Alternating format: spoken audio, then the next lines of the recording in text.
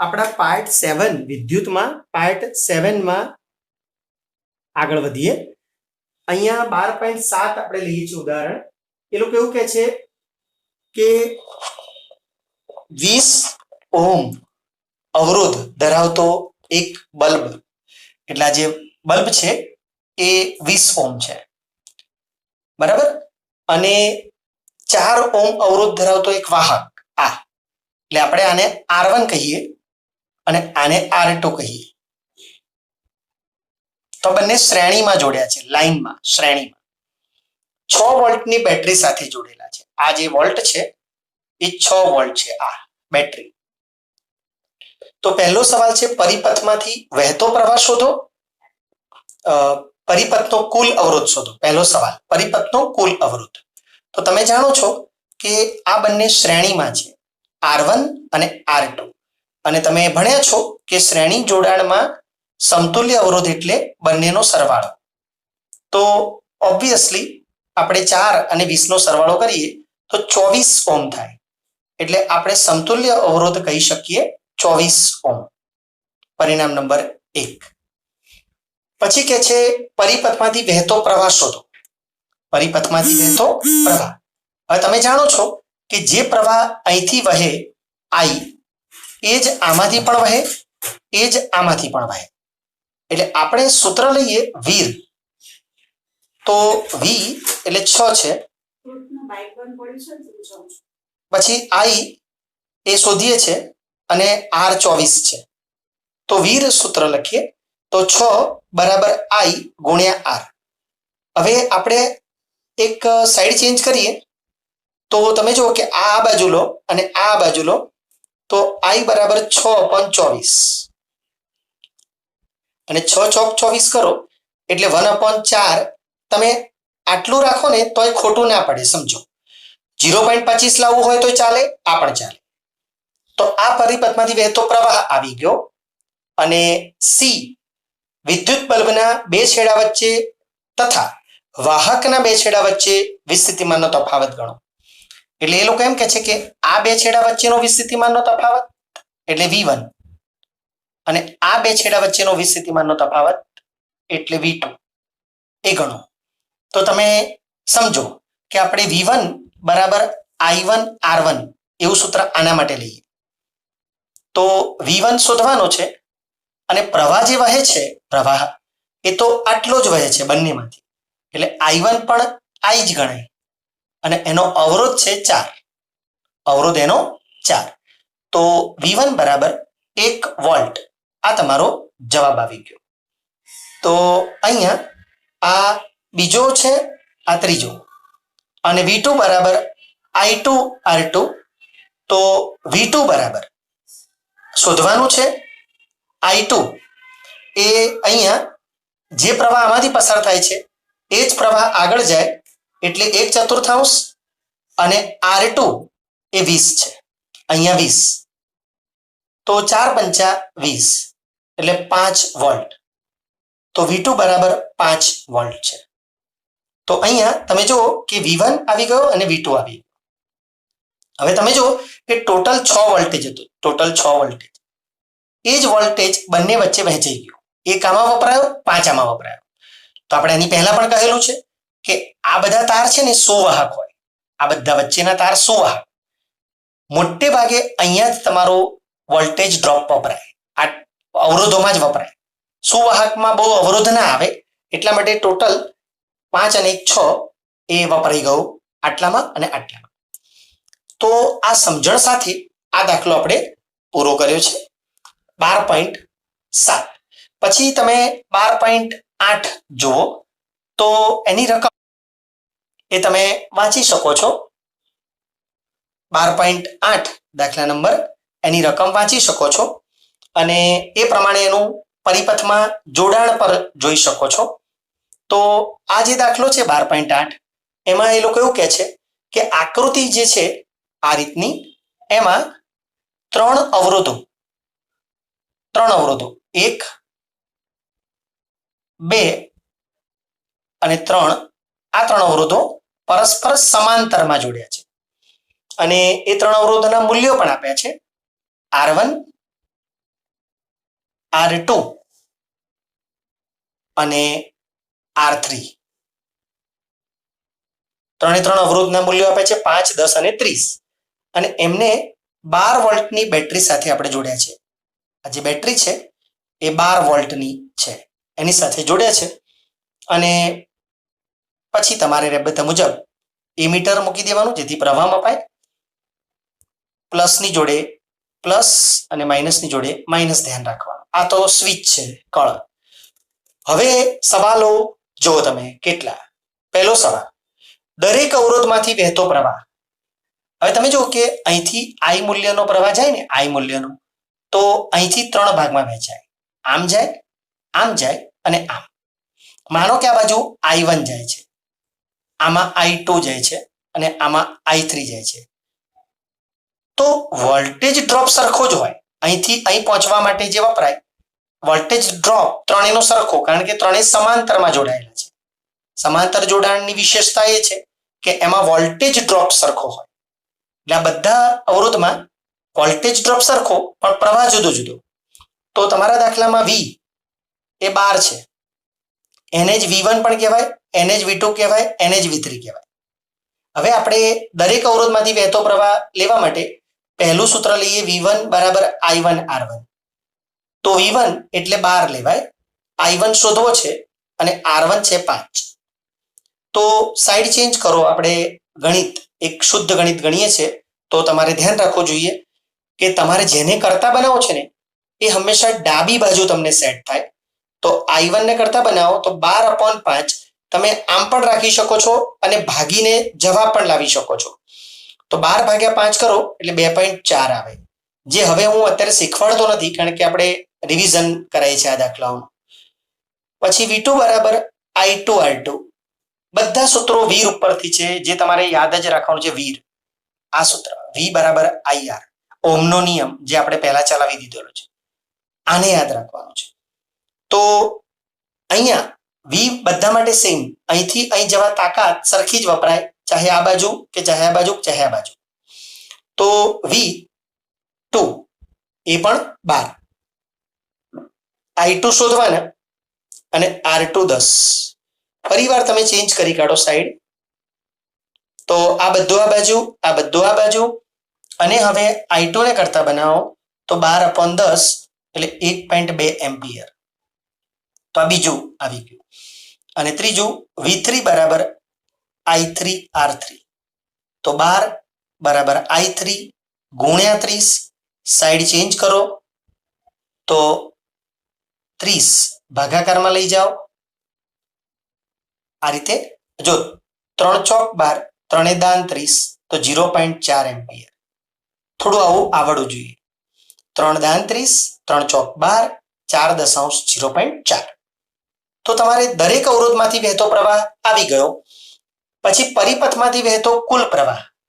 પરિપથમાંથી વહેતો કુલ પ્રવાહ I છે, I જે અહીંયા જઈને 3 ભાગમાં વહેંચાય છે, I1 I2 I3. તો મતલબ 3 નો સરવાળો. તો 3 તો શોધી ગયા છે. I1 2.4, I2 1.2 અને I3 0.4. સરવાળા તમે ધ્યાનથી આ રીતે કરજો, પોઈન્ટ વાળા હોય એટલે આ રીતે પોઈન્ટ. પછી 4 ને 2 6 ને 4 10 ની 0 વધી 1, 2 ને 1 3 ને 1 4, 4.0 એટલે 4. તો ટોટલ 4 એમ્પિયર પ્રવાહ પસાર થાય છે, એ 3 ભાગમાં વહેંચાઈ જાય છે. અને હવે છેલ્લે એવું કહે છે કે પરિપથનો કુલ અવરોધ શોધો. આ પરિપથનો કુલ અવરોધ કેટલો થાય ટોટલ? તો જો આ સમાંતરમાં જોડાયેલા છે આ 3, તો તમે આ રીતે 1/r બરાબર 1/r1 plus 1/r2 plus 1/r3 આ રીતે શોધી શકો છો. કારણ કે આપણે આની પહેલા સમાંતર જોડાણનો પ્રશ્ન ચલાવ્યો ત્યારે તમને કહેલું કે સમાંતરમાં જોડેલા હોય ને આને સમાંતર કહેવાય, લાઈન વહેંચાય ત્યારે. તો સમતુલ્ય અવરોધને R કહીએ તો જેટલા અવરોધો સમાંતરમાં જોડ્યા હોય એને આ રીતે લખવા પડે અને તમને R મળે. હવે આ ગણતરી થોડી અઘરી છે આ, પણ જો તમને ખરેખર સહેલી કરવી હોય તો અહીંયા પણ વીરનું સૂત્ર ચાલે. આ જે વીરનું સૂત્ર છે એ ચાલે કે વીર એમાં જે આર છે ને સમતુલ્ય અવરોધ જ હોય, ટોટલ અવરોધ આખા પરિપથનો.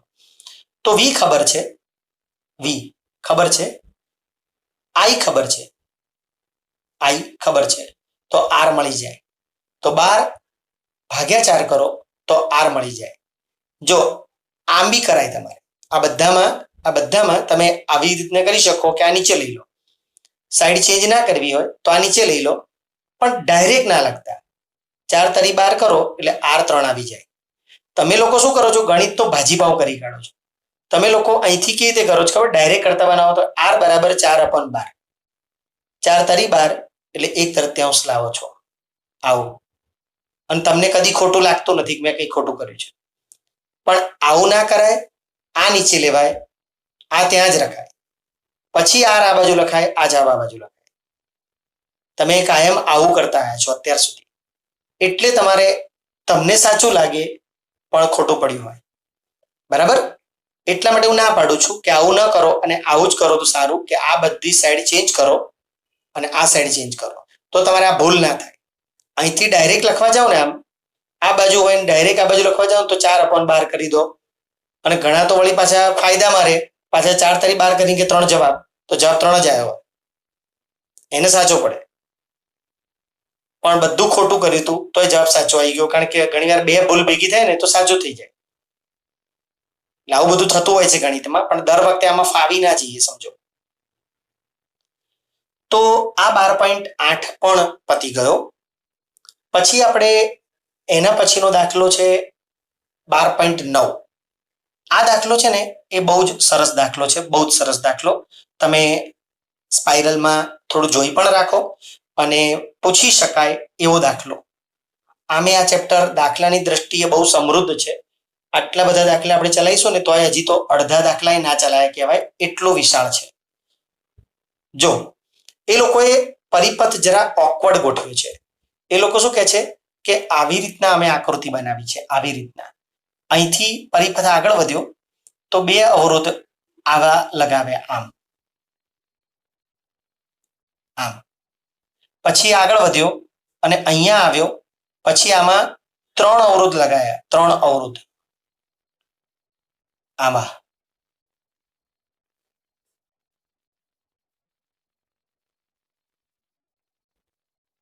આમ.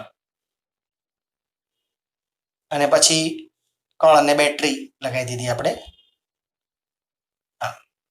બરાબર? કળ આપણે ના મૂકીએ અત્યારે, ચાલશે, અત્યારે કઈ જરૂર નથી મૂકવી, જોઈએ પણ ચાલશે. અને એમીટર મૂકો એટલે પ્રવાહ માપવાનું સાધન. બરાબર? આ પ્લસ છે તો આ પ્લસ અને માઇનસ. સ્વિચ મૂકવી હોય તો મૂકી દેવાની, કઈ વાંધો નથી. તો આ બધા અવરોધ થોડું ઓકવર્ડ રીતે જોડાયા છે. R1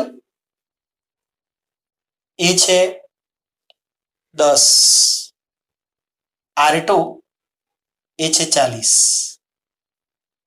R3 30 છે, R4 20 છે, અને R5 એ 60 છે. 30, 20 અને 60. ઓકે. અને 12 વોલ્ટની બેટરી લગાવી છે આપણે, 12 વોલ્ટ. તો V 12 છે, પરિપથમાં વોલ્ટેજ 12 છે. હવે અહીંયા બહુ જ ધ્યાન રાખજો, બહુ જ ધ્યાન રાખજો, અહીં બહુ સમજવાનું છે. એ લોકો એમ કહે છે કે પહેલા પરિપથનો કુલ અવરોધ કેટલો થાય, પરિપથનો કુલ અવરોધ. હવે થોડું સમજજો, અહીંથી તમારે ટેલેન્ટ વધારે જોઈશે સમજવા. જો આપણે પરિપથનો ટોટલ પ્રવાહ જે I પસાર થાય છે, અહીંથી I, એ અહીંયા આવે છે ને, અહીંયા ત્યાંથી 2 ભાગમાં વહેંચાય છે. થોડો આમ જાય છે, થોડો આમ જાય છે. અહીં પાછો ભેગો થઈ જાય છે. અહીંયા આવે છે ને, અહીંયા એટલે 3 ભાગમાં વહેંચાય છે. થોડો આમ, થોડો આમ અને થોડો આમ, અને અહીં પાછો ભેગો થઈ જાય છે. એટલે પહેલા તમારે પરિપથનો અવરોધ જોવો હોય ને, તો જે આ લાઈન છે, આ બેનો એક અવરોધ કરી દઈએ, આમ બેનો એક સમતુલ્ય અવરોધ કરી દઈએ આનો, અને એને R' કહીએ. પછી આમ જઈને એ મીટરમાં જઈને આમ આવે છે, આ 3નો સમતુલ્ય અવરોધ પણ એક કરી દઈએ અને એને R" કહીએ. તો આમ થઈ જાય, આમ. અને તો પછી આ બંને અવરોધ શ્રેણીમાં કહેવાય. આર ડેશ અને આર ડબલ ડેશ એ શ્રેણીમાં કહેવાય. એનો સમતુલ્ય અવરોધ આપણે આર કહીએ, આર, તો એ બંનેના સરવાળા જેટલો થાય. ટોટલ આર એ આ બંનેના સરવાળા જેટલો થાય, કારણ કે શ્રેણીમાં છે. તમારે એવું નહીં વિચારવાનું કે જે આમ દેખાય સમાંતરમાં હોય એ તો પ્રવાહ વહેંચાતો હોય તો સમાંતરમાં હોય. અહીં તો પ્રવાહ કોઈ નથી વહેંચાતો. અહીંથી જે પ્રવાહ આમાંથી પસાર થયો એ જ પ્રવાહ આમાંથી પસાર થયો, એટલે આ બે શ્રેણીમાં કહેવાય. ખાલી દેખાય છે આવા, બાકી અહીંથી વાયરિંગ કાઢીને આમ મૂકી દઈએ તો આમ જ લાઈનમાં આવી જાય, આમ લાઈનમાં આવી જાય. આમ ત્રણેય જણા લાઈનમાં છે આમ, અને પછી આમ બેટરી લગાવી દઈએ તો આ બે લાઈનમાં થઈ ગયા. એ તો આમ દેખાવમાં આવું છે. એટલે તો આ બે શ્રેણીમાં છે લાઈનમાં, તો આ બે ખબર પડી જાય ને તો ખાલી બંનેનો સરવાળો કરો તો ટોટલ આર આવી જાય, આખા પરિપથનો ટોટલ આર. તો પ્રશ્ન એ છે કે આ બધું કરવું કેવી રીતે? આપણે આ આર ડેશ, આનો આર ડેશ કેવી રીતે લાવવો?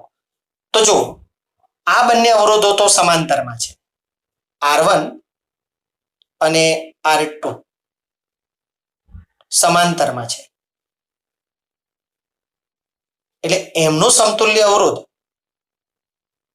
એને આપણે આર ડેશ કહીએ, આર ડેશ. તો પછી આપણું સૂત્ર આવું બને કે 1/r ડેશ બરાબર 1/r1 પ્લસ 1/r2, આવી રીતનું બને. અને તો પછી આપણે આ રીતે લેવું પડે કે 1/r ડેશ બરાબર 1/10 પ્લસ 1/40. હવે તમને ગણિતનું આ જ્ઞાન, લસાનું જ્ઞાન જિંદગીભર આવડવું જોઈએ, જિંદગીભર. એટલે જેને હજી કચાશ હોય એ લોકો જોઈ લેજો. હું આ જીવનભર કહું ને, જીવો ત્યાં સુધી એ તમારે ધ્યાનથી જોવાનું કે આ બંને છેદ સરખા કરવા, સરખા. તો તમે જો આ 40 છે, એના 10 છે, તો તમે સહેજ બી લોજિક દોડાવો તો ખબર પડી જાય કે આને 4 વડે ગુણો તો 40 થઈ જાય, આને 4 વડે ગુણો તો નીચે 4 વડે ગુણો તો ઉપર પણ 4 વડે ગુણવાનું, નીચે 4 વડે ગુણો તો ઉપર પણ 4 વડે ગુણવાનું. પછી પાછા બહાદુરી પૂર્વક આમ 4 ઉડાડી નહીં દેવાના, નહીં તો પાછા ત્યાંના ત્યાં આવી જશો. તો હવે 40 લસા, 40 લસા, 4 એકુ 4 વત્તા 1 એટલે 5/40, 5 ઈઠ્ઠા 40, તો 1/r ડેશ બરાબર 1/8, તો r ડેશ બરાબર 8. તો આ તમારું પહેલું રિઝલ્ટ આવી ગયું. હવે સેમ સ્ટોરી આમાં, same story 1/r double dash બરાબર R3, R4, R5. સૂત્ર નથી લખતો, સીધા આંકડા લખું છું, બરાબર? સીધા આંકડા 30, 20 અને 60. તો આ લોકોના છેદ તમારે સરખા બનાવવા થોડું ધ્યાન રાખવું પડે. દાખલા તરીકે તમે કેટલા બનાવશો? આમાં તો તરત ખબર પડી ગઈ હતી કે 40 બનાવશો. તો આની એક ટ્રીક છે કે તમારે 30, 20 અને 60 નો લસા લેવા. લસા એવું કે છે કે પહેલા 2 વડે ચલાવો તો 2 × 15, 2 × 10, 2 × 30. હજી 2 વડે ચલાવો તો આમાં ના ચાલે, એમનું એમ 2 × 5 = 10, 2 × 15. તો હવે 2 વડે ના ચાલે, હવે 5 વડે બધામાં ચાલે છે. 5 × 3 = 15, 5 × 1 = 5, 5 × 3 = 15. તો હવે 3 વડે ચલાવો, 3 × 1 = 3, 3 × 1 = 3 અને 1. એકડા આવી જાય ને એટલે લસા પૂરો. તો કેટલો છેદ થયો જો, 2 × 2 = 4, 5 × 20, 60. મતલબ કે બધાનો છેદ તમારે 60 કરવા, બધાનો છેદ 60 કરવાનો. તો જો કઈ રીતે આપણે 60 કરીશું, તો અહીંયા તમારે બધાનો છેદ 60 કરવા 30, 2 60 થાય તો ઉપર પણ 2, 20, 60 થાય તો ઉપર પણ 3, 60 છે જ એટલે ચાલે. તો 60 લસા 2 + 3 + 1, મતલબ નીચે 60, 2 ને 3 5 ને 1 6, 6 એ દાન 60. તો 1/r ડબલ ડેશ બરાબર 1/10, તો r ડબલ ડેશ બરાબર 10. તો આ આવી ગયો બીજો જવાબ. તો તમે જોઈ શકો છો પહેલો જવાબ, બીજો જવાબ, અને હવે આપણે કહ્યું હતું તેમ કે ટોટલ અવરોધ એ બંનેનો સરવાળા બરાબર થાય. તો આ આવી ગયો 10, બરાબર. તો 8 + 10 એટલે 18. તો આ રીતે તમારે એક જવાબ આવી ગયો. તો તમે જુઓ કે આવું કંઈક ઓકવર્ડ કનેક્શન હોય ને તો તમને આ સૂઝ પડવી જોઈએ, આ સૂઝ પડવી જોઈએ. મારે જગ્યા જોઈશે એટલે હું આ ભૂસી કાઢું છું અને તમે એક જ ટેકમાં ધ્યાનથી જોજો, કારણ કે આ રિપીટ થઈ રહ્યું છે એટલે હું બહુ આમાં ડિટેલમાં હવે જતો નથી. પણ હવે બીજા જવાબ આપણે જોઈ લઈએ. આમાં બીજા જવાબ અહીંયા આપણે બીજો સવાલ છે, પરિપથનો કુલ અવરોધ પતી ગયો, પરિપથમાંથી વહેતો પ્રવાહ ગણો. તો પ્રવાહ માટે બહુ શાંતિ છે, વીર સૂત્ર બહુ જ સારું ગણાય. તો વી 12 છે, 12, આઈ શોધવાનો છે, આર ટોટલ 18 છે. અને સાઈડ ચેન્જ કરીએ તો વધારે સારું. તો આઈ બરાબર 12/18, 6 દુ 12, 6 તરી 18, 2/3 એટલે 0.67 એમ્પિયર. તો આ રીતે એક ઓકવર્ડ દાખલો 12.9 ઓકવર્ડ દાખલો હતો, પણ આપણે જો સમજદારીપૂર્વક થોડું વધારે શાંતિથી ગણીએ તો વાંધો નહીં આવે. એટલે ખાસ કરીને રૂપેરા કોચિંગ એકેડેમી સરસપુર અને આરસીબી ગ્રુપ ટ્યુશન ઘાટલોડિયામાં ભણતા વિદ્યાર્થીઓ શક્ય હોય તો બધા દાખલા મારી પીડીએફમાંથી 2 વખત સમજી વિચારીને ગણે મોઢે, તો વાંધો નહીં આવે. હવે આપણે એક સ્વાધ્યાય 5નો સ્વાધ્યાયમાં 5મો દાખલો જોઈએ છે. સ્વાધ્યાય જે છે ને એમાં 5મો દાખલો. ઘણી વસ્તુ મારે થોડી આડી અવળી એટલે લેવી પડશે કે એ પ્રમાણે તમને ખબર પડે વાતમાં. એટલે અત્યારે આપણે દાખલા નંબર 5 લઈ રહ્યા છીએ, સ્વાધ્યાયનો દાખલા નંબર 5. તો આ દાખલો એવું કહે છે, સાંભળો. એ લોકો એમ કહે છે કે 4, 8, 12 અને 24, 4, 8, 12 અને 24 આવા 4 અવરોધો છે. ગૂંચળા એટલે અવરોધો. એને કેવી રીતે સંયોજિત કરશો કે જેથી પહેલો સવાલ મહત્તમ અવરોધ મળે અને બીજો સવાલ ન્યૂનતમ અવરોધ મળે. હવે તમે સમજો કે બહુ સિમ્પલ સવાલ છે આપણા માટે. તમને ખબર છે કે અવરોધોને શ્રેણીમાં જોડીએ ને, શ્રેણીમાં જોડીએ તો હંમેશા મહત્તમ અવરોધ મળે, મહત્તમ અવરોધ મળે. તો શ્રેણીમાં એટલે સરવાળો, તો 4 4 નો ખાલી સરવાળો કરી દેવાનો.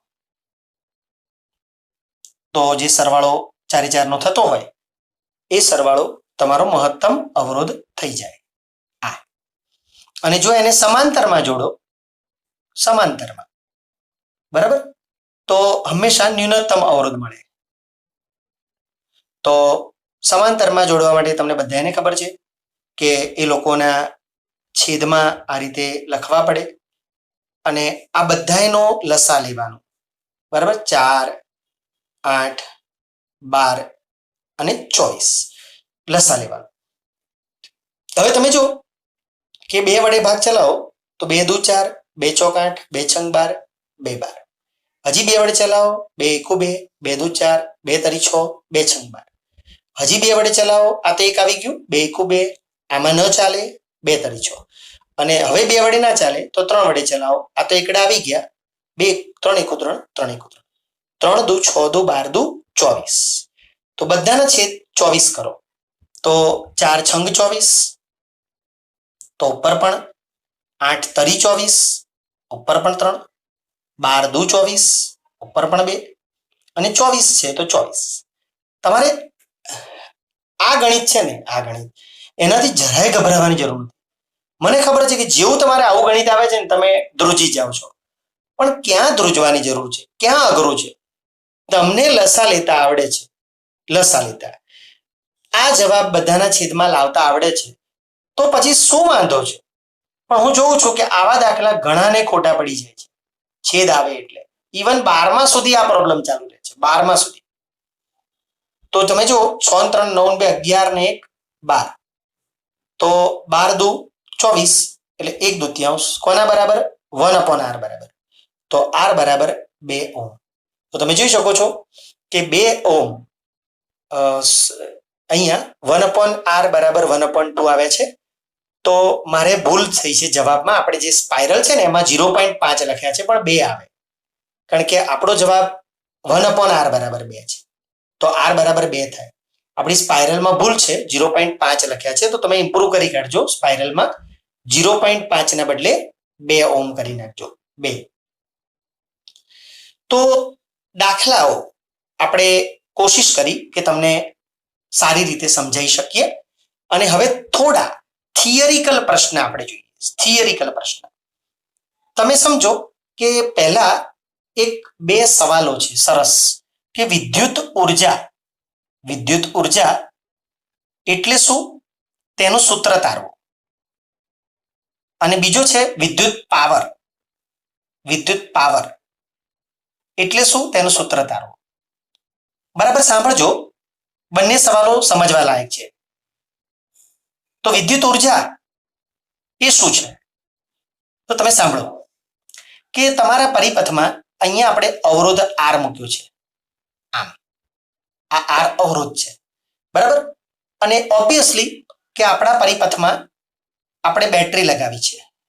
બેટરી કે જે અહીંથી આ ઊંચું વિસ્થિતિમાન અને નીચું અહીંથી આમ પ્રવાહને મોકલે છે.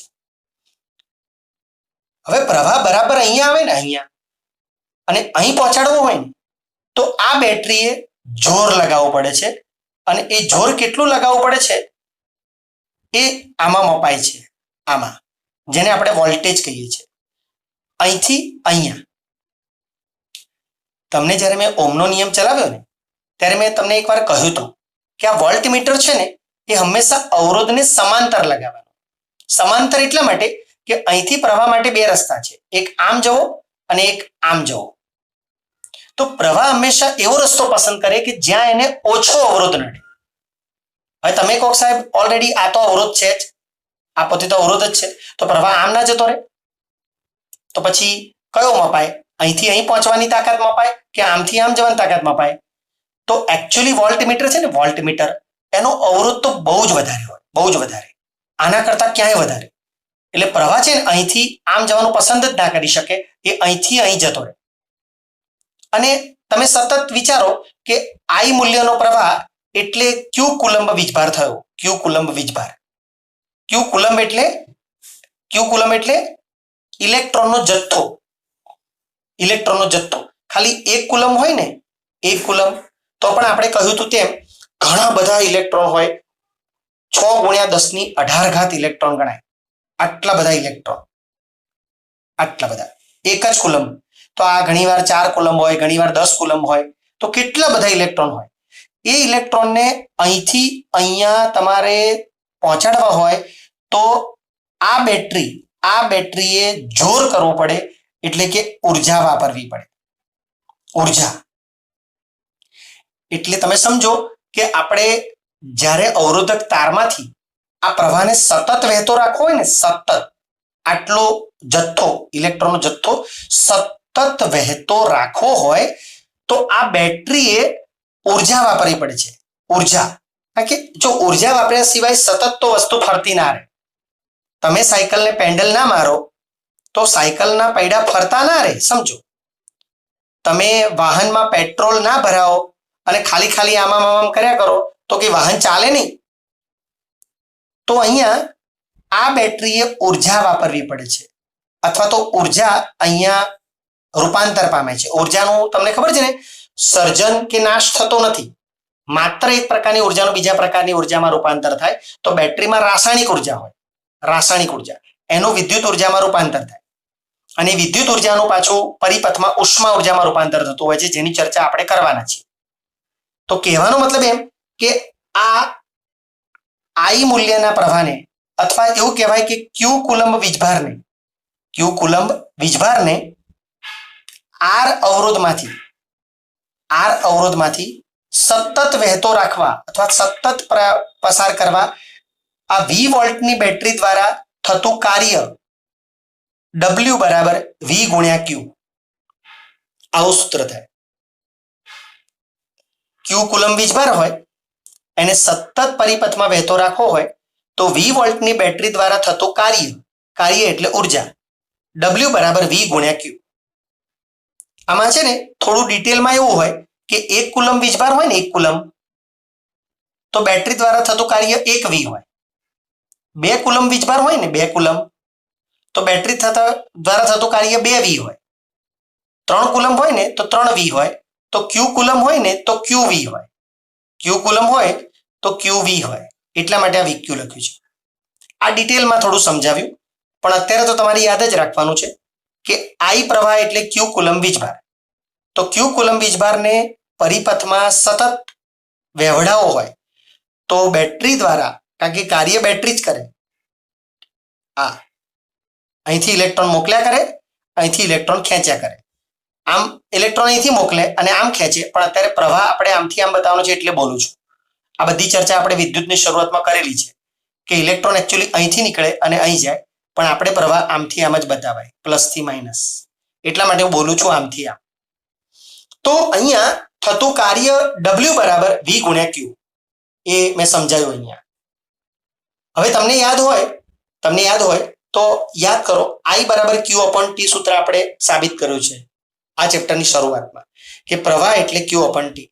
તો આ T અહીં ગુણાકારમાં લઈ જાઓ, IT બરાબર Q. તો અહીંયા હું W બરાબર V ગુણ્યા IT લખી શકું, Q ની જગ્યાએ IT. એટલે આ તમારું એક સૂત્ર થયું, W બરાબર VIT. હવે તમે સમજો કે આપણે V બરાબર IR જાણીએ છીએ, વીર. તો W બરાબર V ગુણ્યા I ની જગ્યાએ બરાબર VIT છે ને, તો આપણે V ની જગ્યાએ IR મૂકી શકીએ. V ની જગ્યાએ IR ગુણ્યા IT એમના એમ, V ની જગ્યાએ IR ગુણ્યા IT એમના એમ, એટલે I ગુણ્યા I સ્ક્વેર RT. એકચ્યુઅલી આપણે આ બધા સૂત્રો મોઢે કરવાના છે, આ પણ અને આ પણ. તો વિદ્યુત ઉર્જાનું સૂત્ર આ મોઢે કરવાનું છે, આ I સ્ક્વેર RT. આ વિદ્યુત ઉર્જાનું સૂત્ર છે. તો અહીંયા તમને સવાલ આવો પૂછાય કે વિદ્યુત ઉર્જાની સમજૂતી આપી, તેનું સૂત્ર તારવો અને જૂલનો તાપીય નિયમ મેળવો. જૂલનો તાપીય નિયમ. તો આ વિદ્યુત ઉર્જાનું સૂત્ર તો આવી ગયું. હવે જૂલનો તાપીય નિયમ એટલે શું, સાંભળજો હો બરાબર. કે તમે સમજો કે આ વિદ્યુત ઉર્જા જે અહીંથી અહીં જાય છે ને, એમાં મોટા ભાગે વિદ્યુત ઉર્જાનું ઘસારાના કારણે ઉષ્મા ઉર્જામાં રૂપાંતર થઈ જાય છે. વિદ્યુત ઉર્જાનું મોટે ભાગે ઉષ્મા ઉર્જામાં રૂપાંતર થઈ જાય. આ વસ્તુ છે ને એ ગરમ થઈ જાય, કારણ કે આમાં ઘર્ષણ છે. અવરોધ એટલે ઘર્ષણ, અને એનું ઉર્જામાં રૂપાંતર થાય ઉષ્મા ઉર્જામાં. એટલે તકરીબન બધી વિદ્યુત ઉર્જા એ હીટ એનર્જીમાં ફેરવાઈ જાય છે. એટલે એને H કહેવાય. H. આ તમામે તમામ આ જે થઈ ને બધી. હવે તમે કહો કે સાહેબ તમે એમ કહેતા હતા કે બલ્બ જે છે ને, બલ્બ બરાબર, આ બલ્બ, એમાં અહીંથી અહીં અવરોધક તાર છે. આ તો અહીંથી અહીં પ્રવાહને પહોંચાડવા આ ઉર્જા વપરાય, એ બધીનું ઉષ્મા ઉર્જામાં રૂપાંતર થતું હોય આમાં. તો પછી બલ્બમાં પ્રકાશ કેમ આવે છે? ઉષ્મા ના આવી જોઈએ, ગરમી ના આવી જોઈએ. તો આમાં કેવું થાય, તમને પછી હું સમજાવવાનો છું કે આ જે બલ્બનો તાર હોય ને એ અતિશય અવરોધ વાળો હોય. અતિશય અવરોધ એટલે અહીંયા એટલી બધી ઉર્જા ધીમી પડી જાય ને, અને એના કારણે એ ઉષ્મા ઉર્જામાંથી પ્રકાશ પેદા થાય. ઉષ્માને જો ધીમી પાડી દો તો એમાંથી પ્રકાશ ઉત્પન્ન થાય. એટલે પ્રકાશ આપે છે બલ્બ. પણ તમને માલુમ થવું જોઈએ કે જે ટોટલ વિદ્યુત ઉર્જા છે ને, ટોટલ વિદ્યુત ઉર્જા, એની મોટા ભાગની તો આ જ બને. સમજો, મોટા ભાગની તો આ જ બને. માત્ર થોડો ઘણો ભાગ પ્રકાશ ઉત્પન્ન થાય છે, જેનાથી આપણે પ્રકાશ મેળવવા બલ્બ ચાલુ કરીએ છીએ. એમ સમજો ને, માત્ર 10% જેટલું. 90% તો ખાલી આ તારને ગરમ કરવામાં જ વપરાય છે. તો વિચાર કરો કે આપણે આ 10% માટે આ 90% નક્કામાં પેદા કરીએ છીએ, કારણ કે આપણે આ તારને ગરમ કરીને કશો ફાયદો નથી. આપણે પ્રકાશ જોઈએ છે માત્ર. તો આ 10% મેળવવા માટે આ 90% ખોટા ખર્ચવા પડે છે.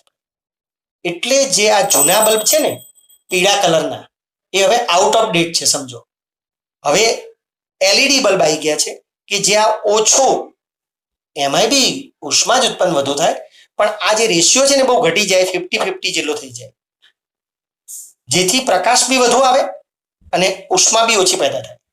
તમે પીળો બલ્બ ચાલુ કરીને એને પકડો ઉતારીને થોડી વાર પછી, તો તમે પકડી ના શકો એટલો ગરમ હોય. અને એલઈડી બલ્બ તમે પકડો તો ગરમ ચોક્કસ હોય, કે ઠંડો ના હોય, કારણ કે એમાંય બી ફેલ્યોર તો છે જ. ઉર્જાનો માત્ર અહીંયા નહીં પણ બધે પ્રોબ્લેમ છે. બધે તમે પેટ્રોલ ભરાવો છો, પેટ્રોલ કે ડીઝલ, તો શા માટે ભરાવો છો? કે વાહન ચાલે, બરાબર. પણ તમને આશ્ચર્ય થાય કે 100 લીટર પેટ્રોલ ભરાવો ને તો ખરેખર વાહન ચલાવવા માંડ 10 લીટર વપરાય વાહન ચલાવવા.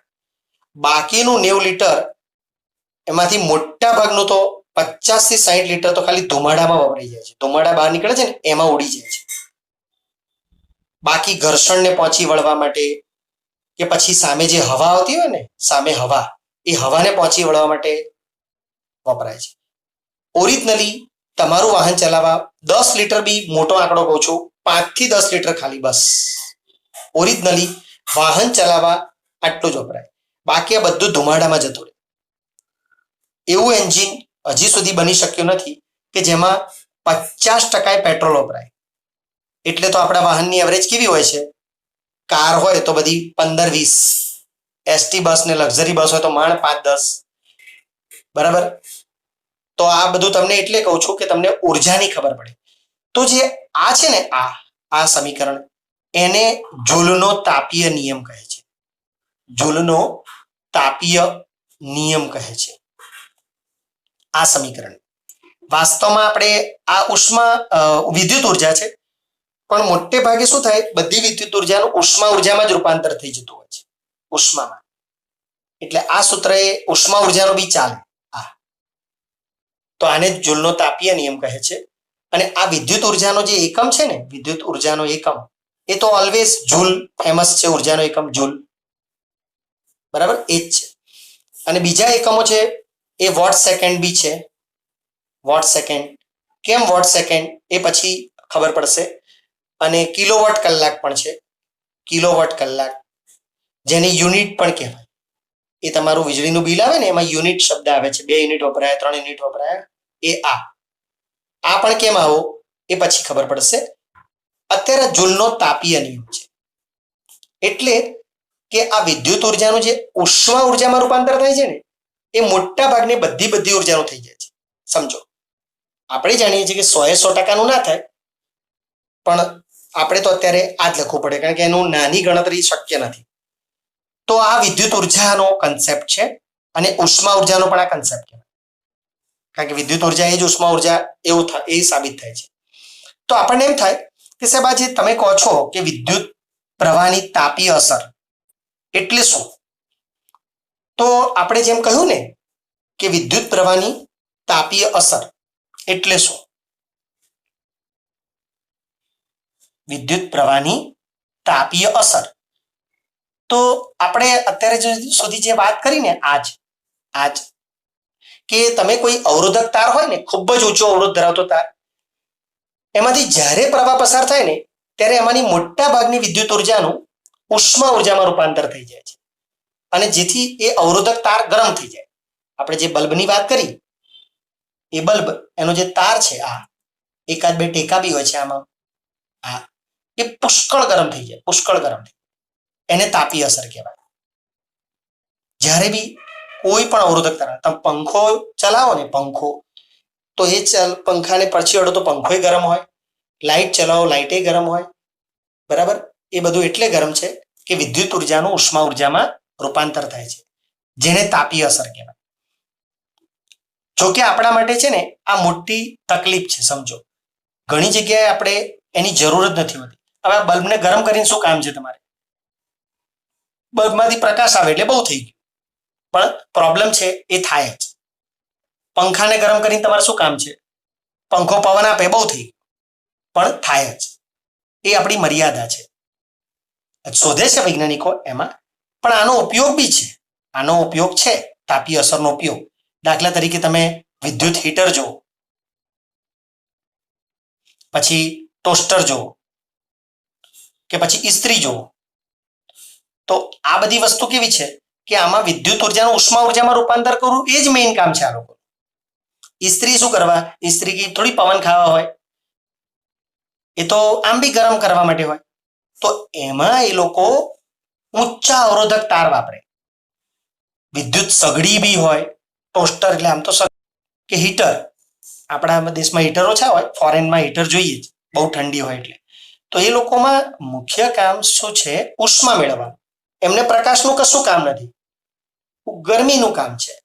તો આ જે બધા સાધનો છે એનો વિદ્યુત ઉર્જામાં ઉષ્મા ઉર્જા ઉત્પન્ન કરી તેનો ઉપયોગ કરવામાં આવે છે આ બધા.